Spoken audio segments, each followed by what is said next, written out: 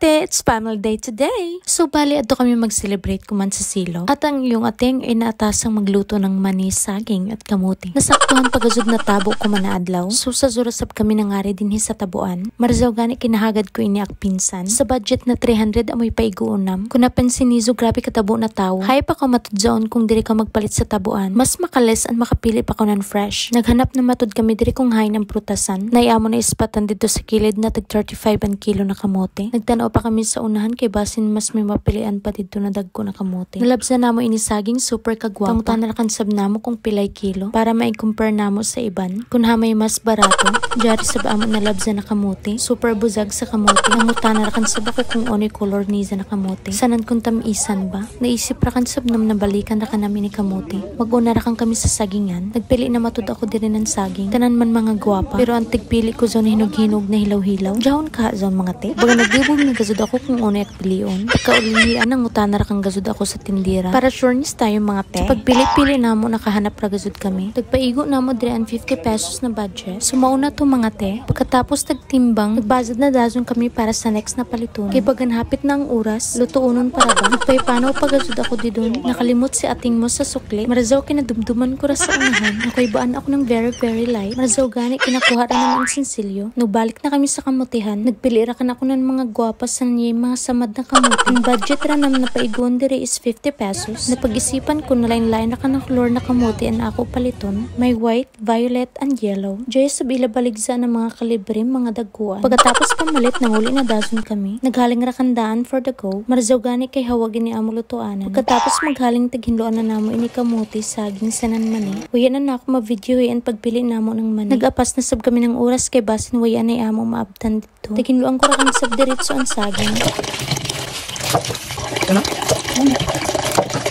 So nakaset na ang tanan na imot pagazud ako kay nadabuan ko ng tubig. Basin maabda ng tuig at sir maluto. Daon pa ni mama. This time pasingod na kami sa silo. Tagpaiban ko ra kananak pinsan para joy ako makapuli-puli sa pagdrive. Sanan ma-enjoy sab si Zarid to. Nagduha-duha pagazud siya sa pagiban kay masipog daw siya. This time nakaabot na kami sa silo. Since weekend, dabo gazud ng mga tawo an mukan. Entrance padaan dabo na naghuya. Isa na kumana adlaw grabe kay init. Mag-open matud ang Malinaw is 7 AM. Hampan mag-close siya is 4 PM. Joy ila entrance fee na 20 pesos for adult and for children is 10 pesos. Marzaw gani kay pagkasuyod nam nakita namo si titata, di na kami maghanap kung hain sila na cottage. For the attack na dazon ini ako iban, ay kay musipyat pagazod, pagkalami sab gazod sa mga sudan. Ang gana diri sa silop na ay kaliguan sa mga adult, lahira saban sa mga bata, mag-azaglam gazod sa mga bato, isa na sa mga malandog na park, na isabila available na mga cottages, ug mga chairs, tables, super katignaw mato diri sa tubig once na maligo kaw. Angay gazod kung ting summer diri maligo. This time nagpray na si Ma'am Ninin para mag-start na pangaon dazon.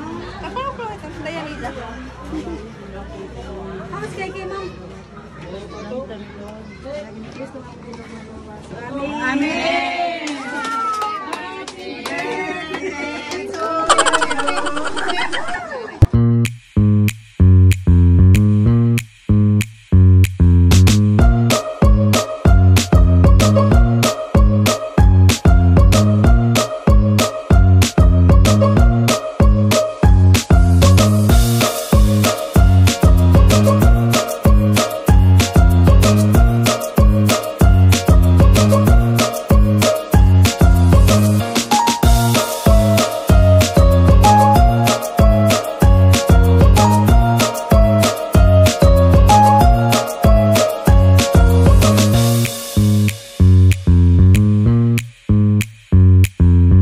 Guys, basta dara ko sa silog.